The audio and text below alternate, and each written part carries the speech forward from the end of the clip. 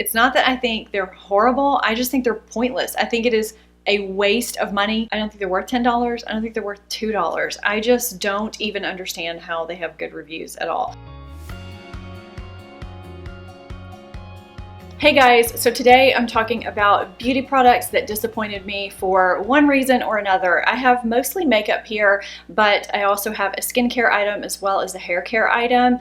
I'll try to give you an alternative product that might be better, or maybe another product from the same brand that would work better for you if it's applicable when I'm talking about that particular product. So with that said, we can go ahead and get started with these products that just failed me for whatever reason. The first product I'm going to talk about is going to be an unpopular opinion. So I'm going to go ahead and state that if you happen to like any of these products, that's okay.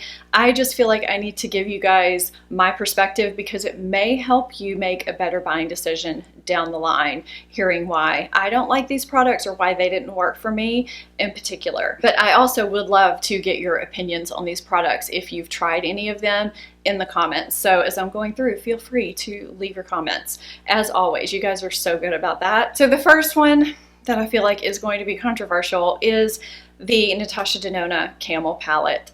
I know everybody loves this palette. Everybody. I don't think I've heard anyone say a bad thing about this palette. The quality is great. It has nothing to do with the quality. There's something about the undertones of this palette that, I don't know, it just doesn't flatter me the way I wanted it to, and I find myself never reaching for it because I have so many other palettes that I like better.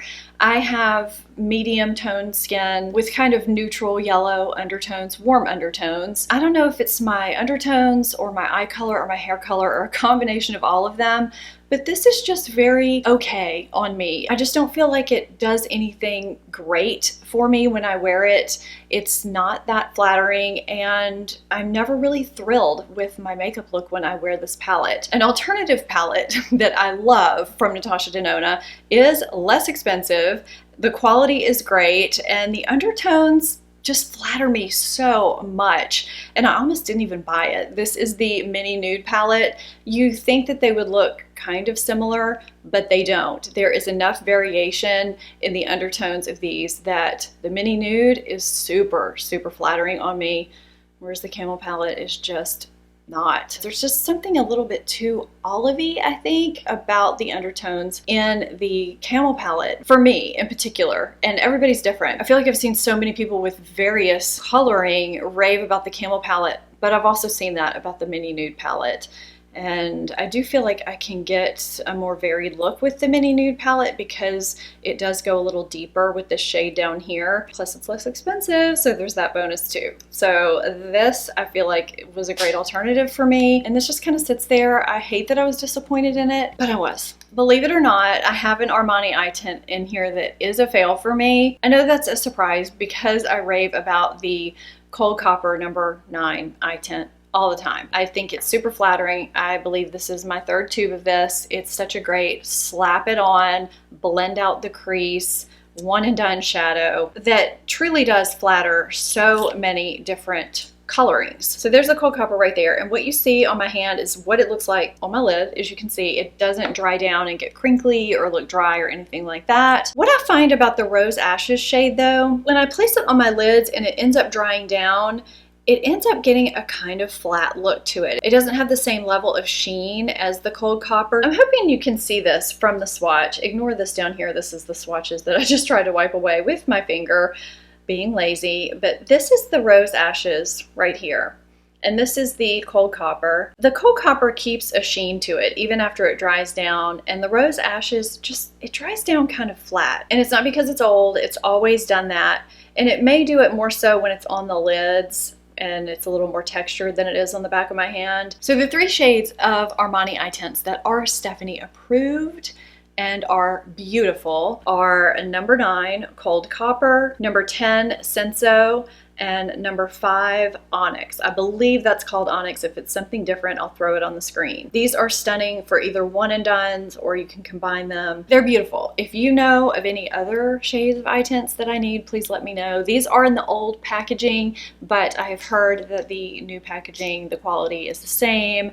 They literally just did a repackaging. So when these run out, I will repurchase. But this shade was just a fail for me, and I hate that because that is an expensive fail. I'm going to do the skincare and the hair item before I move on with the rest of the makeup. But first, if you're not subscribed, hit that subscribe button so that you can be a part of the family and not miss any of my videos. Would love to have you here on a regular basis. And you guys may have noticed something new in my description box. If you guys ever have questions for me that you want personally addressed, you want a personal answer from me, video form, I found a platform where I can communicate with you on a whole other more personal level. The link is down below. So if you ever do want one-on-one advice, personal advice from me, that is available to you. So I wanted to let you guys know because it's new and it's just another way for you guys to reach out to me if you want to, and I can give you personalized videos back. I know a lot of times you have questions for me. Will this work for me? Do you think this will work with my eye shape? How do you feel about this? Even if it's something like growing on social media,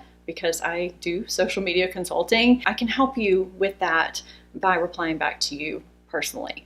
I just think it's a great thing. So link is down below. All right, so the skincare item is from Farmacy. This is the Very Cherry Bright 15% Clean Vitamin C Serum, which kind of reads funny because you almost think it's 15% clean vitamin C serum. No, it's 15% clean vitamin C serum. I think they could have rearranged those words a little bit. So I got this in PR. It's got one of those vacuum pumps. I kept using it. I used it for several weeks. It might have been a couple of months. So I gave this a really good run. And I will say my skin agreed with it nicely.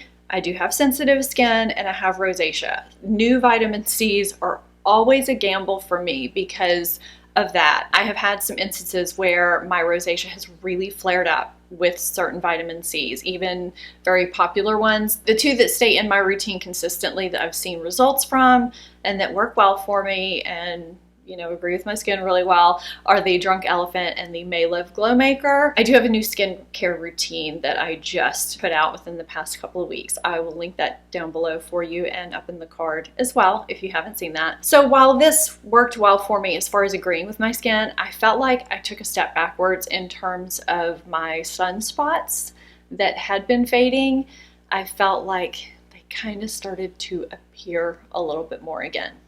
So it may have been doing its job protecting my skin like vitamin C is supposed to. I didn't feel like it helped me with the fading part because it made my sunspots kind of stop fading and regress a little bit. It's the first time I've ever used cherry as a vitamin C active, and I don't think it's for me. It may work for somebody else. I did like the texture. I liked the way it sat on my skin, but aside from that, I don't think that this is the vitamin C for me. So I was kind of disappointed in that because I do like some of their items. They have a really great cleanser that I like, and I have tried a few times their CBD cream. I will link both of those down below along with everything else for you. But that CBD cream I used the other night because it was just what was near me. I've been meaning to try it and I really actually did like it, and I've used it a few times since. It's really nice. It was soothing. I had kind of a dry patch going on over here from just being overly aggressive with my skin, trying new things, and it healed that up nicely after one night. It really helped. Okay, this shampoo. I love my Aquas hair turban. It is awesome. It does great things for my hair health because it, you know, absorbs a lot of that moisture and, you know, just keeps your hair from being so wet when you go to dry it, right? So the more moisture you can get out of it, the better before you go into dry it, all that stuff. So I have used almost half of this bottle of shampoo. This is the Aquas No. 2 Rebalancing Hair Wash. It's not supposed to lather a lot, which is fine. I do feel like this does a great job with cleansing the hair and making your hair feel nice and rebalanced. It never made my scalp itch. It never made my hair feel weighed down. It performed nicely. But when I tell you this takes forever to rinse out of your hair, I can't deal with it anymore. It takes so long to rinse. It is unbelievable. If you live somewhere where you have very soft water, or if you have ever stayed in a hotel or wherever where you have just had to stand there and keep rinsing and keep rinsing and keep rinsing your hair out to get your shampoo out, and it just never feels rinsed out, that's what this is like. We have hard water here in New Orleans.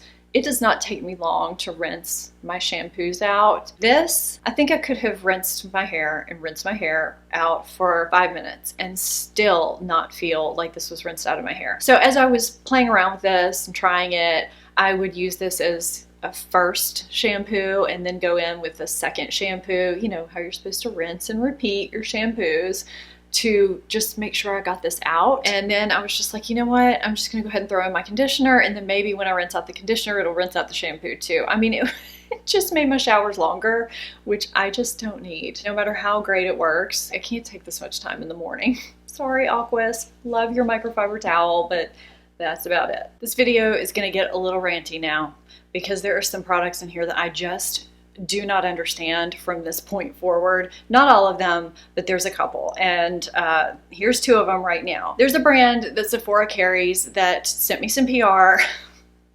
And, you know, I'm still trying some of the items, but these two, I do not understand why they even have good reviews. That is how much I dislike these. It's not that I think they're horrible. I just think they're pointless. I think it is a waste of money. And I think they're only $10 each. I don't think they're worth $10. I don't think they're worth $2. I just don't even understand how they have good reviews at all. I mean, I think if you're buying something for, like, I don't know, a kid maybe. So this is the brand Incredible. Have you guys seen these or tried these? The first thing I'll talk about are these Jelly Shot Lip Quenchers. They're supposed to be really hydrating and nourish your lips. They're not hydrating. They are not even moisturizing. I actually feel like my lips got drier because they didn't hydrate my lips at all. They don't provide a tint at all, which I don't think they're supposed to. What's the point? There's no scent. There's nothing. It's like you're paying $10 for what? For it to not moisturize, not put any kind of a tint on your lips. It's basically something I would find toy play makeup kit. I don't know. I don't get this product at all. It does nothing in terms of providing any benefit to my lips, which brings me to the second product by this brand, which is the Be a Roller Baby Rollerball Gloss. They say these have tints and also provide nourishment and hydration, and these are supposed to be, you know, kind of reminiscent of the retro rollerball glosses that we had when we were, you know, in the 80s. These have the faintest of faint scents. Actually, I can't even smell that right now. But, you know, this is what we're looking at. So as I am trying to swatch this, it barely swatches because the rollerball is really hard to turn in there. This one turned. Okay, there's your swatches, guys. This does nothing that a drugstore lip balm won't do, and these wear off within, you know, 10 minutes. Just do nothing. The Jelly Shot actually doesn't have great reviews. These actually have pretty good reviews, and I don't understand why. Do not get it at all. I'm baffled. Totally baffled. Okay, so you guys know, if you follow my channel, how much I love the Dior Backstage foundation. So when they came out with the Backstage primer, I had to try it. And unfortunately, I'm just not thrilled with it. So it comes out to be this kind of, you know, peachy color, and it sinks into the skin really nicely, very lotiony, which is what I like in a primer. It's got a light scent. It's nothing too overwhelming. I just don't find it really does anything. I just don't find that it provides any benefit to my foundation or my makeup that not wearing a primer does. It definitely doesn't perform like my Hourglass Veil, like my $18 Touch in Soul primer. I just don't quite understand this. I've tried this with different foundations. I do feel like it performed a little bit better with the Backstage foundation than it did with non-Dior foundations, which is a thing. Brands design their products to work with their own products. So if you have the Backstage foundation, you might want to get a sample of this and see how it works with that foundation, but I'm not one that's just going to buy a primer for a single foundation.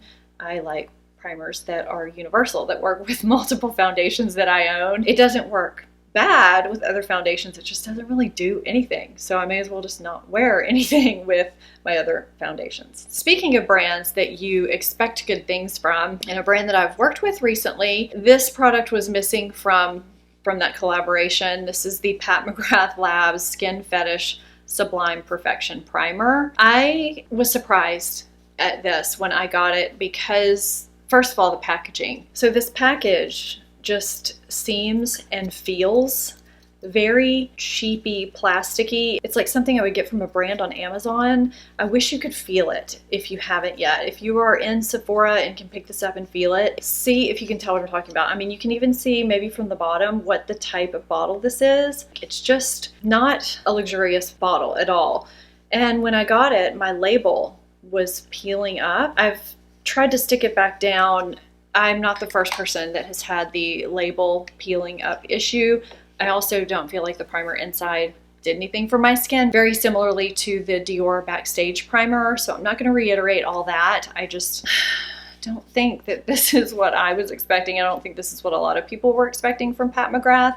I love Pat McGrath, and I like the foundation, and I like the powder, but this was a disappointment for sure. This was a fail for me, and I know a lot of people have said the same thing about this primer. How do you feel about the products I talked about in this video? Let me know in the comments down below, and let me know if you had a massive fail recently. This isn't necessarily from September or this summer. These are just products that have been sitting here that I keep thinking I need to tell you guys about these and why I don't like them. So I hope you found this somewhat helpful. I hope it helps you decide whether to or not to purchase these products. If you're not subscribed to my channel, I would love it if you would hit that subscribe button, become part of the family. And again, if you have a question for me that you want a personal answer to, head over to Scale About. The link is down below, as are the links to the products I talked about in the video. Thank you guys so much for watching, and I will see you in my next video. Bye-bye.